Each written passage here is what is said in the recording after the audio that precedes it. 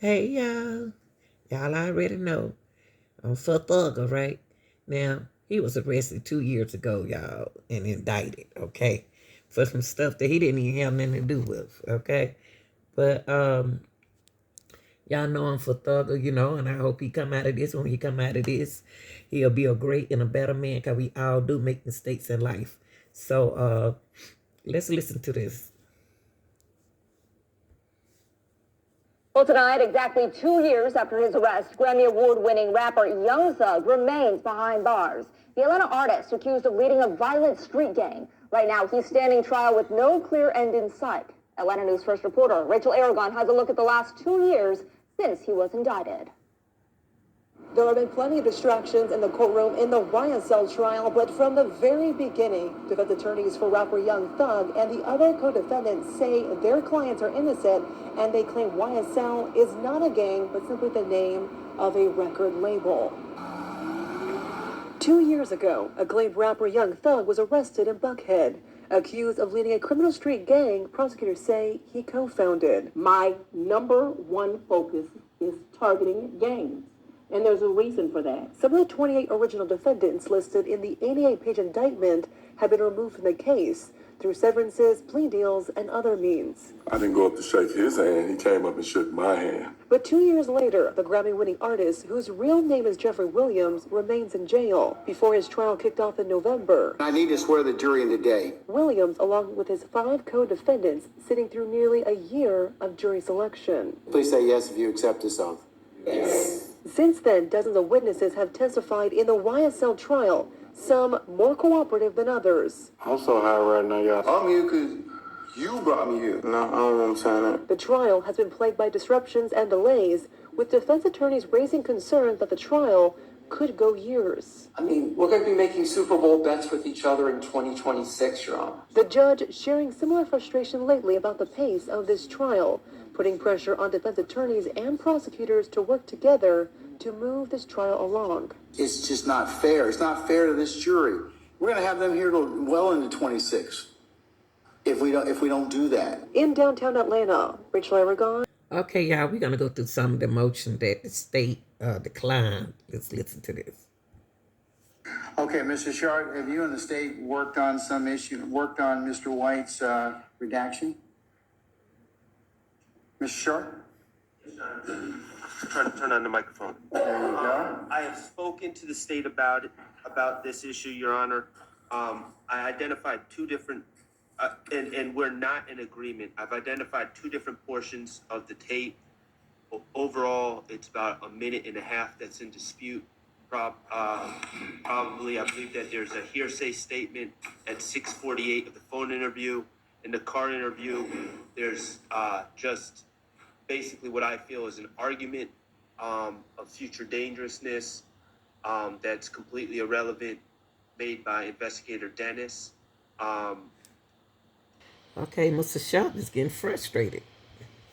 This would not happen. Okay.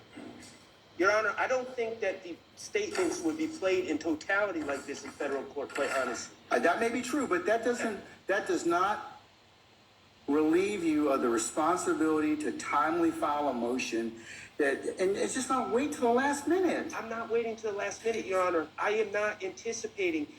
We're about to discuss a slideshow. Focus. We ain't got to that yet. All right. Focus. I'm focusing on your behavior at this point in time. I'm not saying to you that the information is not any less invalid, but it's the timing that's a problem. I just don't understand why the judge let Miss Love talk to him like this. Are you cutting this out? Did you have discussions with Mr. Sharp? Madam? We did have discussions. When? Well, this morning. That's too late. The evidence is excluded. That's right. I'm going to exclude because I told you that this was going to happen. We reached out to No. See how she talked to the judge? No. We're excluding that. No. And I'm going to exclude the PowerPoint that you all submitted. Well, you're not going to wholesale introduce it. We had no intention. All right. We are not going to introduce. Listen. I personally reached out via telephone and called at least 2 members Today. of the asked them to call me back But you all should not be identifying the stuff the moment of trial while the That's jury's right. sitting in a box. That's That is right. the last, I am not gonna tolerate this any further. If you don't get together with your colleagues, That's right. you flag issues and resolve them promptly, and if I have to take them up, remember, I can exclude them, we'll work the weekends, or we'll do a combination of both. So this time, I'm gonna exclude those two sections. She's still disrespecting the judge. This witness with those sections. Last week let them know that we were introducing that. If the exhibit's not ready and you have made no, well, Listen, Mr. Sharp's thank you, got Slick. objections to it. Judge, Mr. Sharp can get in and have our evidence excluded every day that he makes an objection. No, you just brought it up, Well, Miss. then you all should have gotten your stuff together before then. Some of our juries, please. Some of our juries. Have a seat, madam. Have a seat. She's so You better disrespectful. exclude it, and next time, make sure you're prepared. She's not prepared Make sure you're prepared next time. and I'm disrespectful. not going to do this anymore. I'm just not. We are starting right now. It's 1:20. So Talk to them. We just said we This morning, file a motion and get it before me, and we'll take it up. Both of you all have equally responsibility to do that. she's still arguing with the Oh, judge. it's going to be inadmissible right now. Listen to her disrespecting the judge. I'm not gonna have any more discussion about this, madam. I'm not. Listen to her. Well, you know what? She yelling at him. Well, then that's why we have to.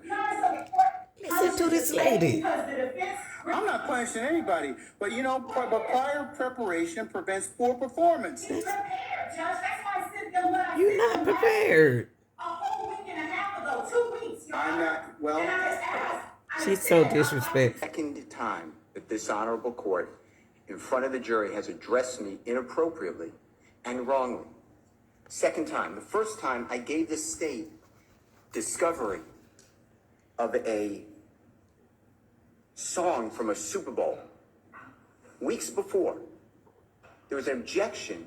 You assumed that I didn't give it to the state. I didn't want to embarrass the court. So you were yelling at me and saying, do you understand me? Do you understand me? And instead of saying, do you understand that you're wrong? I sat here and I said, yes, Your Honor. That was to protect the integrity of this courtroom and the court. Now you say in front of the jury how unprepared I am. I am not unprepared for anything. okay. I have Mr. no. Steele, I need to make Mr. a Steele, record. Your Honor, I Mr. need Steele, to wait a make second. this record. When you keep delaying, okay, and that's what's happening to the court. You keep delaying and elongating and pushing out these particular our ability to present a seamless case in front of the jury. That's my purview as a judge. And I've asked you a number of times, you and your colleagues on both sides, Now he getting on Miss to Love's go side. ahead and listen to whatever it is you need to do, prepare me as needed. Now, I asked you those two particular questions because if they turned over the audio to you in discovery and you've listened to them already, then you either have an objection or you don't have an objection. And I was trying to solicit from you whether or not we could just go ahead and just hear But it. not embarrass So him in front of you can people. imagine my frustration because all these little delays just elongate out the whole our presentation in front of the jury. That's for your benefit, not for mine, Your Honor. So that's why I've told you all at various times during this particular case. He It's not has. because I want to embarrass you, Mr. Steele. But you it's did. Just that I'm trying to kind of keep this thing presented in a way that the jury can listen to it. Well, that's not And good. the court is wrong. That's What right. happened was, let me finish, and I'm making this for the record. What happened is, and I don't get embarrassed by you, but I don't want to embarrass you. I made an objection that some of these jail calls have a third party who will not testify. I objected to hearsay. The state said it explains the effect Okay, which on... No, let me finish. Which call? Which call? These calls, as you... Okay, well then why aren't we taking them up beforehand? The state just said, just now, these are the 3 additional calls that they want to Okay, introduce. all right. Well, then here's your response. I'm going to give you an acceptable response. I'm going to make my motion. Huh? I need to make my motion. Judge, there's more to this than we need to listen to these calls. Right. Then I would have put, no, you didn't say that though. So I wouldn't have had that opportunity. Yeah, But angry. that's why I keep telling you this, okay? I mean, like I told you, forewarned judge, a happy judge. All right, so had you just told me up front, Judge, we have not had the opportunity to listen to all of those calls. We've only been able to listen to 2. I want to listen to the other ones. And I've listened to the calls. I know. I don't know what the third one they're trying to do. Okay, well, listen, let me just finish. So you presuppose I don't know what the calls are. Well, I don't know what the third call is because Ms. Hilton, who's professional, said, I'll take a break and I'll let you know what it is. But the other 2 calls are the baseball game and at the chicken, they're discussing chicken wings. Or chicken. I understand those calls. There's issues in those calls that you need to address. But I politely make an objection and say, Your Honor, based upon what you told me, which is what you told me, we'll take it up later. I wanted to raise it. You tell in front of the jury how unprepared I am. And let me tell you something. I am not unprepared. I don't appreciate the court telling me that. And you don't, and I asked you, tell the jurors that you were wrong when you admonished me last time. You said you wouldn't do that. This is the second time. Oh, second you know what it time? does to me? I don't care. I'm hurt because you're a court, but I really don't care.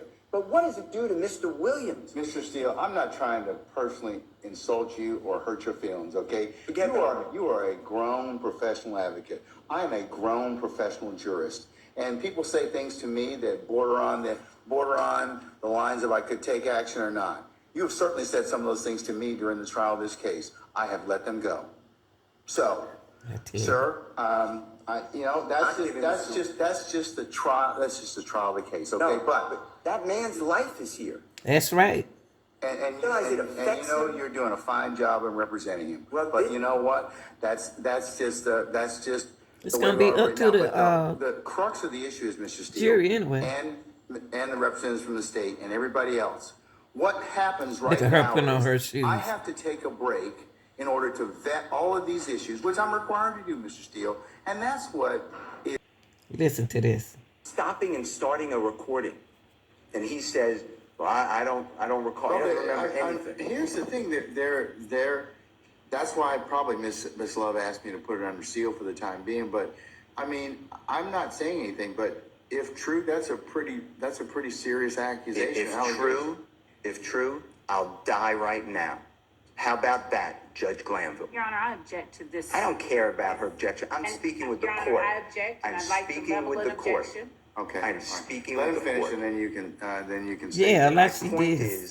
And that. If you don't see what's going on, it's because you're not viewing it out of the lens of Mr. Steele, I can't do that. I have to be the referee. So the jury decides those particular issues of believability and credibility. Now, I'm not getting into the throes of war between you and the state. That's your business, and that is certainly nothing to do with a throw war. No, but I mean, it's your ability as an advocate. I told you before. That's your ability as an advocate. All right.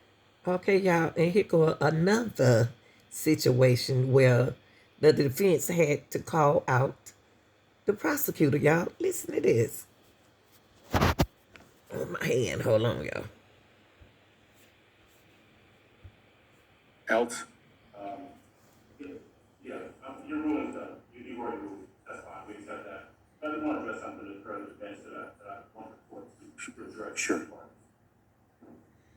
Go ahead on, Mr. Adam. Speak up for them boys.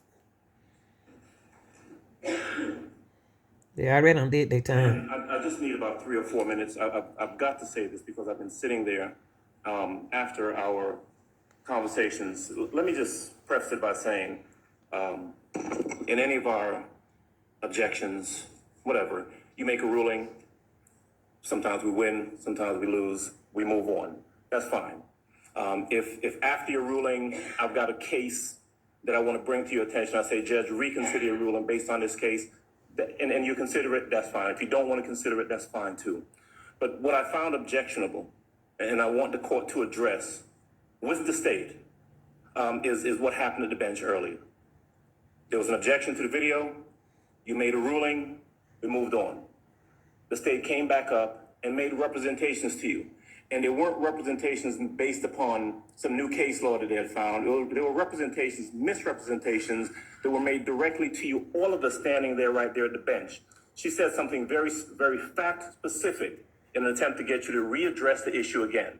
Madam Prosecutor said, I want you to listen to the 17-second video, because what you had based your ruling on was that the parties in the background couldn't be identified, right? And Madam Prosecutor said to you, and was not accurate, and I'm going to be charitable and say that she was disingenuous. What she said was, these people in the background, the only thing that you hear are people saying, yeah, yeah. That's it. When Mr. Steele corrected her and said that's not true, she said, Mrs. Steele is not accurate. What Mrs. Steele just told you is not true. The only thing you can hear in the background is yeah, yeah. And actually, look at her, blink at her eye like that. It was in an attempt to act as though she didn't know what your ruling previously was, because their attempt was to go ahead and play the video at that time, despite your previous ruling. My point is this. After you decided to reconsider, you wanted to hear the video yourself, you had a chance to hear it. You had a chance to hear what we had already heard, what we knew it said, what they knew it said. And there are at least 5 or 6 different things on that video. And watch what she said. Okay, now listen to her. Miss Love. Your Honor, I would not have asked the court to listen to the 17-second video. But what you did tell me, Ms. Love, wasn't the entirety of what was purportedly on states 112 Bravo. It did have other statements on it. It's different if you'd have told me, Judge, there are statements on there. Exactly. Probably listen for yourself. Exactly. Not just yeah. Your Honor, my recollection, and I'm going to speak candidly because it's been. I would hope there would be nothing less. Come on, and Your Honor, be that's professional. what I've been pushing for all along. There have been times Not really. the court is aware that we have been at the bench and misrepresentations, bald misrepresentations have been made, and the court has seen my reaction to them. I am the one that's constantly saying I have a duty of candor to the court. All of y'all do. We do.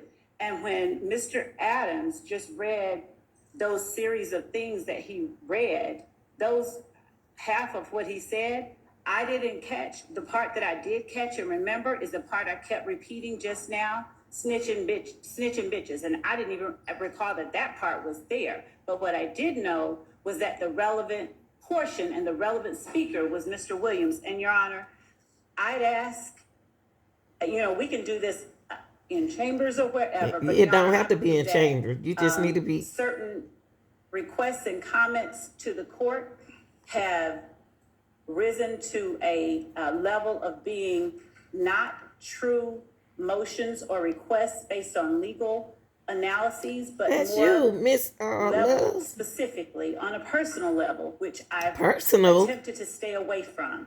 Whatever one's reason for. This lady said that they doing this to better applicate on it for their clients.